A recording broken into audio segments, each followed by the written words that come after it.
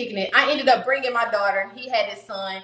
And I ended up making a pallet on the ground for them or whatever. So as I'm making a pallet, Jaylee and JJ, they down and they sleep. I'm in the bed. Mind you, it's backwards as hell, but they're kids. You know what I'm saying? We're going to make y'all a pallet. I felt like the floor was clean. We get into bed. We go to sleep. We wake up the next morning. Jaylee got ants on her. I said, oh, my God. Jaylee. Oh, my God. Please get up. He get up. What up? What's up?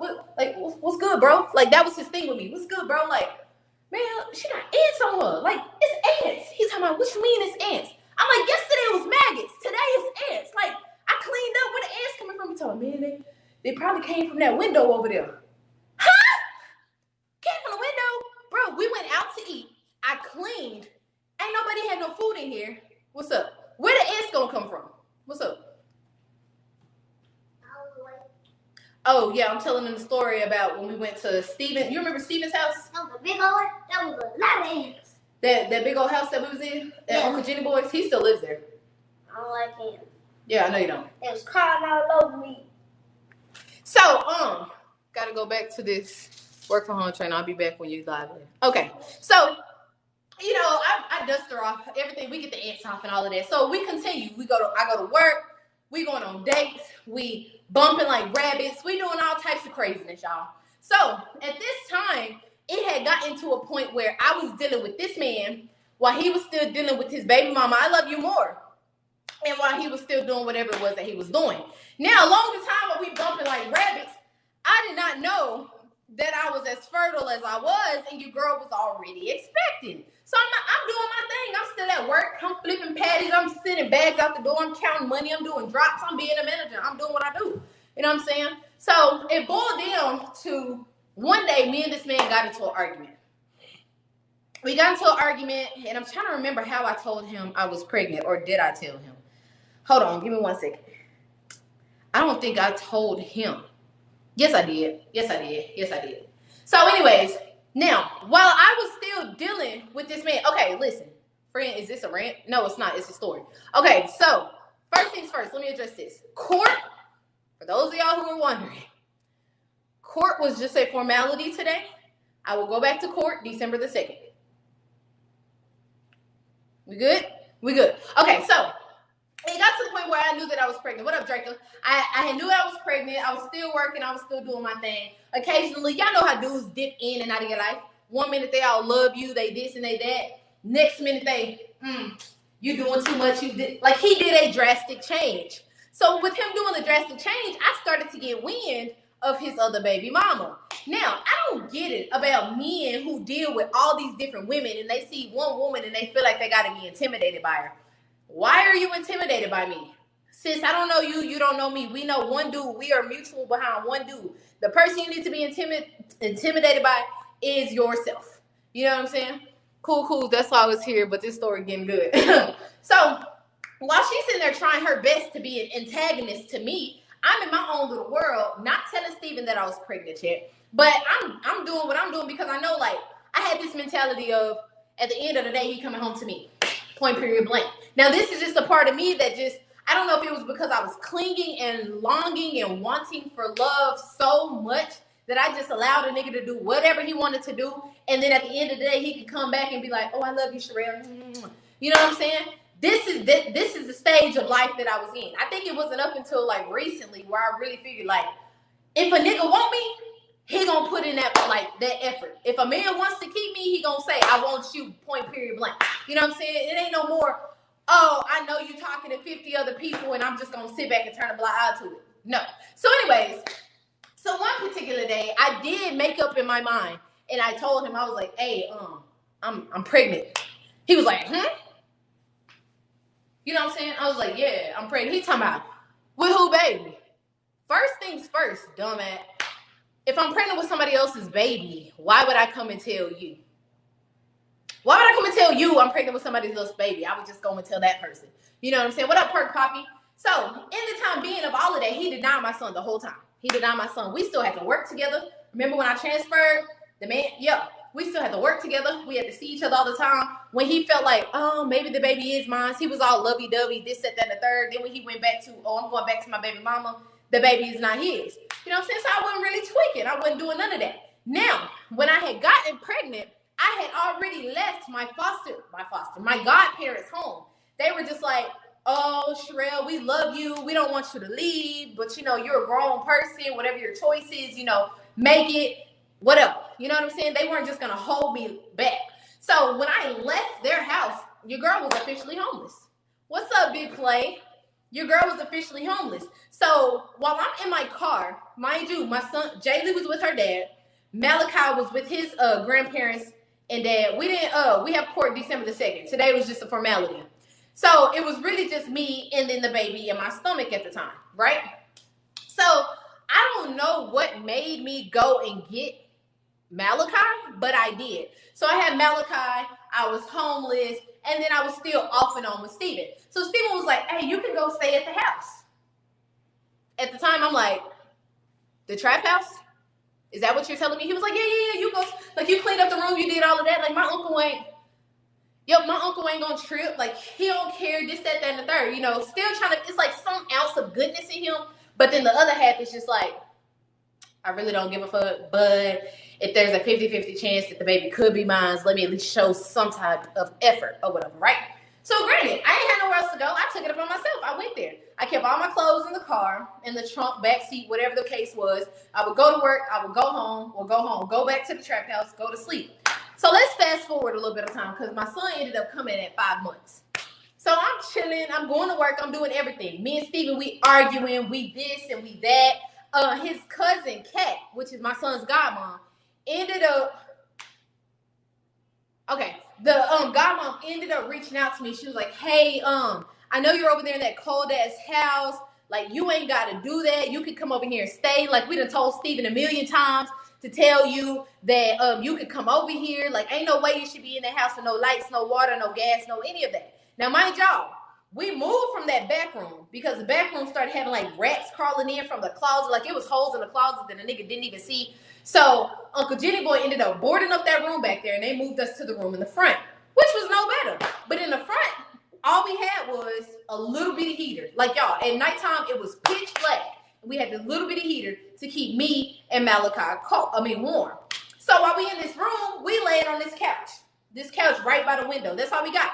We got a little table. It's a whole bunch of abandoned VCRs, cassettes, and things of that nature. Our little bitty heater and the couch, right?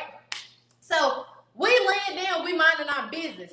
I get up, get Malachi together. We go get some food, y'all. I kid you not, right here to the man. We eat, we come back. I strip down. I strip Malachi down. I lay out the first blanket, put him down. I get down next to him and I cover up. I'm just like, shoot, we just gonna go to sleep. Of course, I watch my phone and this and that or whatever so that Malachi would have something to do. But he was little at the time. I think if I'm not mistaken, he was like 6, maybe 7 months. So when I lay down, I kid you not, when I lay down, I pulled the cover up. I'm getting comfortable. You know how you adjust or whatever. And I hold up the phone because I'm like, we can just watch it together, even if you don't even know what you're watching. I feel this gush of fluid just comes like a nigga water just broke right on the couch. And I'm like, I know for a fact I just didn't pee on myself. Like, I know for a fact. Like, a nigga bladder didn't give a warning. You know what I'm saying? Nigga bladder didn't say, knock, knock, I'm here. Like, let's go to the bathroom. None of that. Just a big old whoosh. So I get up, and when I look, like, you could, women who've given birth, you can tell, like, your underwear wet, the inside of your thighs wet and shit. Like, you know what I'm saying? You gotta feel with the back of the cover wet, like, okay, yeah, it's the real deal. It's the real deal. So instead of me panicking, it wasn't even on my mind to even text Steven, text nobody.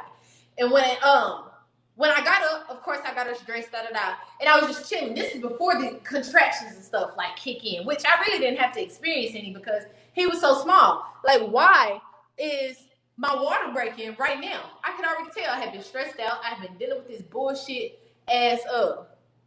Yeah, that was kind of lame, and it's nonstop. What y'all talking about? It was Anyway, so I get us dressed and all of that. We get into the car. I'm headed to Longview Regional. If you don't know where Longview Regional is, it's in Long Beach, Texas. If you don't know where Long Beach, Texas is, I am so sorry. Yeah, that was kind of lame when your water break. Oh, yeah. So we get to the hospital. When I get to the hospital, I got Malachi on my waist, a baby in my stomach trying to come out, and I'm sitting here talking to the lady. She's like, yeah, so what are you here for? And I was like, well, I was laying down and my water broke. You know what I'm saying? And like a lot of the water didn't come out, but once you're standing up, you can feel it just trickling down your legs. So I'm like, as we're speaking, I can feel it just.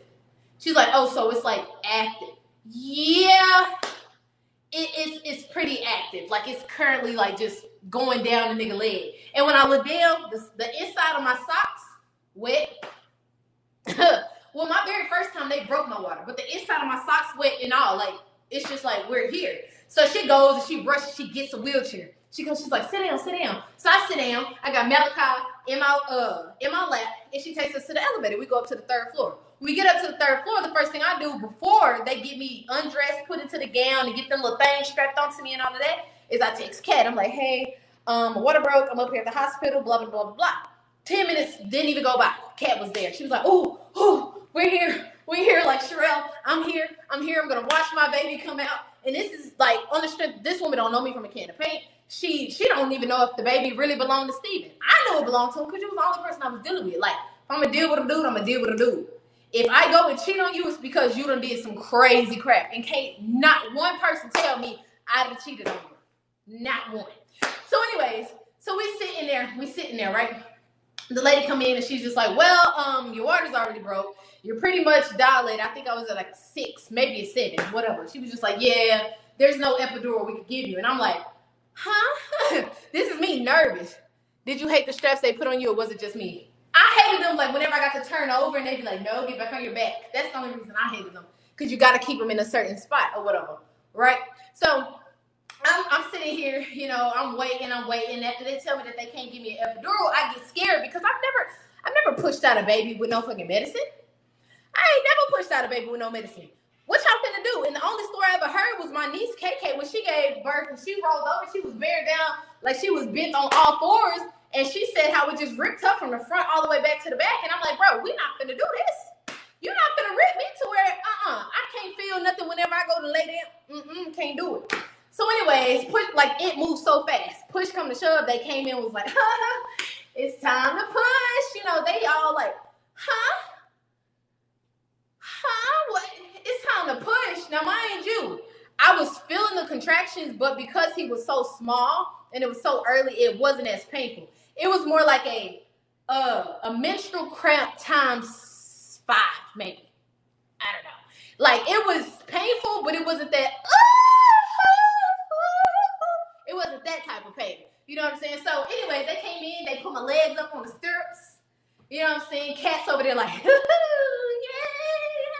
And I'm like, oh my God. So while they doing that, they pulling the little sheets, they slide something under me, they using iodine, whatever that little thing to clean you up down there and all of that for when the baby slide out.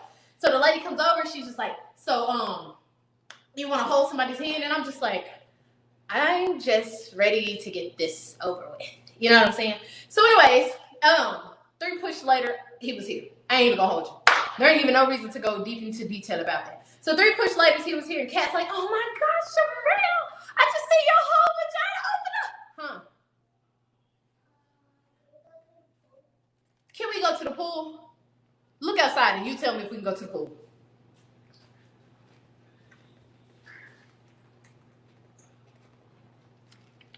It's raining.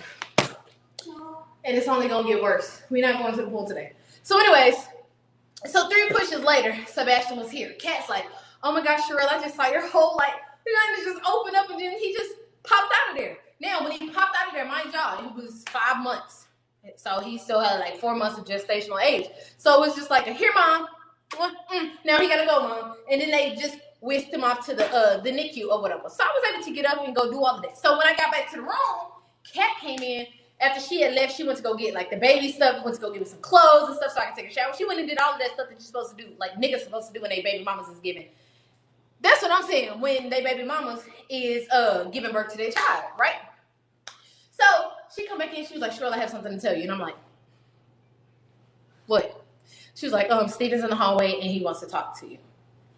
Huh? Yeah, but I mean, I can send him home if you don't want to talk to him, this, that, and the third, right? So anyways, I ended up letting him come in. When he came in, he said, man, look, I saw him, man. He looked just like me. I was like, yeah, what's up?